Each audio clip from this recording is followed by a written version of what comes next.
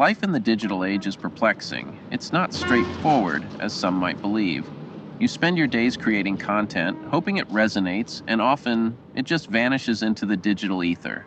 I took up various gigs, social media consulting, podcasting, but the gigs are sporadic. So you find yourself constantly hustling, doing the chores of your trade. This morning I had to wake up early, around 8 o'clock, to check my emails, respond to messages on 3 different platforms. Then I went to a co-working space because, well, working from home can be a bit stifling. There are dozens of things to do. By 4 p.m., I'd managed to edit a few podcast episodes and update my LinkedIn profile, all the while checking my phone incessantly for any freelance opportunities. The virtual mailbox, just like the physical one used to be, was filled with reminders, subscriptions, services, utilities. The pressure to keep up is relentless. What's a person to do? How do you keep afloat in this sea of digital demands? I've lived in this city all my life, grew up thinking the world was at my fingertips, that the internet would unlock endless possibilities. And now, at 40, all I can think about is how to stay relevant in this rapidly changing digital landscape. It was now 6:30, and I would have loved nothing more than to shut off all my devices and unwind. But Debbie, my partner, she's taken up freelance graphic design to help with the bills. But the most daunting part of my day was that I had somehow agreed to have dinner with a man I hadn't seen in years, Andre Gregory. Once a mentor and a close friend in the world of theater, Andre had taken a different path. He vanished from the conventional scene, exploring spiritual retreats, engaging in environmental activism, and who knows what else. I remember hearing stories about him, meditating in the Himalayas, leading workshops in sustainable living. Andre had become an enigma. The thought of meeting him was, honestly, quite unnerving. I wasn't sure what to expect. I'm not a therapist, after all. What could I possibly offer to a man who had seemingly transcended the mundane worries of our digital existence? And so, there I was, stepping into this upscale restaurant, a place that seemed to epitomize everything that our modern, polished, yet perplexing world stood for. But there's something else that's been nagging at me lately. AI, artificial intelligence. It's everywhere now, isn't it? In our phones, our cars, even our fridges. AI. It's like this colossal wave we're all trying to surf, but I can't shake off the feeling that one day it's going to swallow us whole. There's talk about how it's going to take our jobs, make us obsolete. What if that's true? What if one day there's an AI so clever it can churn out scripts, create content, do everything I'm struggling to do, but in the blink of an eye? What if the real trend is that we're all going to be out of a job? They say AI could be the best thing to happen to humanity, but what if it's not?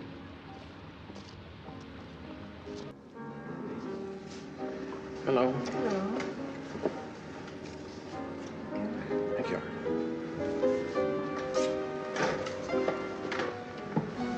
Yes, sir. Sir, my name is Wallace Shawn. I'm expected at the table of Andre Gregory. That table will be a moment, sir. If you like, you may have a drink at the bar. That's strange. I'm having a real feeling of deja vu.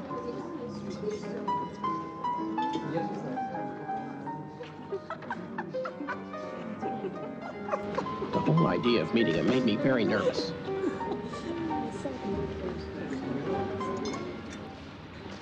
Wally, it's been too long. Come, sit down. I was just admiring how this place seems to exist outside of time, much like our last conversation. It's good to see you, Andre. This place, it's something else. It feels like stepping into a future I'm not sure I'm ready for. Ah, the future. It's here, Wally. Whether we're ready or not, tell me, how have you been navigating this brave new world? Navigating? More like stumbling, Andre. Between the constant barrage of information and the relentless pace of everything, I don't know. Sometimes I feel like I'm living in a world I no longer understand. I know what you mean. There's a certain irony in it all, don't you think? We're more connected than ever, yet we're drifting further away from what it means to truly connect. Let's talk about it, Wally. Let's unravel this digital tapestry we've all been woven into. You know, Wally, I've been thinking about the nature of our digital lives. I remember building Earthships in India with a group of international volunteers. We were so disconnected from our usual digital tethers, yet I've never felt more connected to people and to the Earth. That sounds incredible, Andre. But how do you reconcile those experiences with the reality that most of us live in a world dominated by technology? Ah, that's the paradox, isn't it? I've realized that technology isn't the problem. It's how we use it. When I was with Sai Baba, he spoke about the importance of intention. If we use technology with the right intention, it can be a tool for connection, not disconnection. Andre always had a way of finding deeper meanings in things. I wonder, can we really use technology in a way that enhances our lives without taking over? And during my time as a Zen monk, I learned the value of mindfulness. Imagine, Wally, if we approached our digital interactions with the same mindfulness as a Zen meditation. We could transform the digital space into something meaningful. But Andre, isn't there a risk of losing ourselves in all this digital noise? How do we find balance? Balance is key indeed. Just as a monk walks the middle path, we too must navigate the digital world with a sense of balance and purpose. It's not about rejecting technology, but about integrating it into our lives in a way that enhances our humanity, not diminishes it. Wally, let me tell you about the time I spent in the Thar Desert of India, building Earthships. It was a sweltering summer, and the sun was relentless. But there was something magical in that hardship. We were a diverse group, volunteers from across the globe, each carrying our own stories and burdens.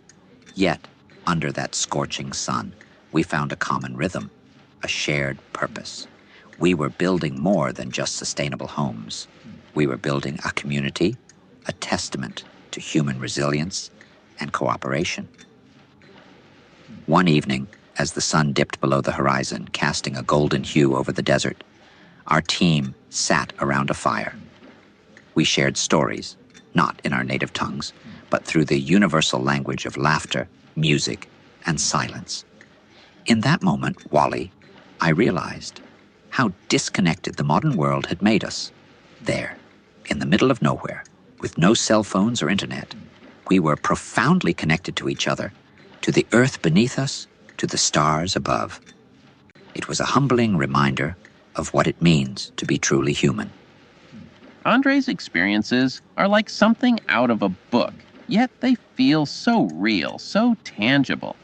Could it be that in our pursuit of technological advancement, we've lost something fundamentally human? I once spent time with Sai Baba in Puttaparthi. He had this aura, Wally, a presence that was both intimidating and soothing. He spoke of the illusion of materialism, how we clutter our lives with possessions, digital and otherwise, mistaking them for happiness. True joy, he said, comes from within, from the connections we forge with others and the universe. His words resonate with me now more than ever in this age of digital clutter. Andre always had this way of weaving spirituality and reality. It's almost as if he's lived multiple lives within this one, each with its own profound lesson. And during my time, in a Zen monastery in Japan, I'd learned the art of simplicity. In the monastery, every action was deliberate. Every possession had a purpose. It was a life stripped down to its essence. Imagine, Wally, if we approached our digital lives with the same philosophy. What if we chose simplicity over complexity, purpose over mindless consumption? We could reshape the very fabric of this digital age. Andre, your idea of bringing simplicity and deliberateness to our digital lives, it's illuminating. We're so often caught in the web of complexity and mindless consumption that the very idea of simplicity feels revolutionary. What if we were to strip away the unnecessary, to focus on what's truly essential in the digital realm? It's not just minimizing for the sake of it, but finding real meaning in how we engage with technology. Your words make me think about the possibility of a digital existence that's not about constant distraction, but about purposeful interaction. It's a profound shift, a chance to redefine our relationship with the digital world on our own terms. You know, Wally, we stand at the cusp of a new era with AI. It's like we're at the threshold of fulfilling the original promise of computers, a world where tedious tasks, customer support, and constant problem solving are things of the past. It's as if we're about to step into a realm of pure creation, pure thought. It's both exhilarating and a bit frightening, Andre. The idea that AI could handle all the mundane aspects of life, it could change everything. But what does that mean for us, for our humanity? It means we might finally have the chance to focus on what truly matters. We could use this new world to reconnect with our essence, with each other, without the distractions of the mundane. It's a chance to redefine what it means to be human in the age of AI. Wally, I suppose it's about finding balance, isn't it? Embracing this new world while holding on to what makes us uniquely human. Exactly, Wally. It's about using these advancements not to lose ourselves, but to find ourselves anew. As I walked away from the restaurant, Andre's words echoed in my mind. The dawn of AI and the new world it promises. It's an opportunity, a chance to redefine our lives. Maybe soon, I won't have to spend hours managing social media, dealing with the trivialities of digital existence. Maybe AI can handle that, giving me the freedom to live, to create, to be with Debbie without the constant hum of digital obligations. And in that freedom, perhaps we'll all find what we've been searching for, a deeper connection, not just with each other, but with the essence of life itself. Maybe, in this new world, we'll rediscover what it means to be human, to live not just in the digital realm, but in the rich, complex tapestry of human experience. It's a future that's uncertain, yet filled with potential. A future where technology doesn't diminish us, but amplifies our humanity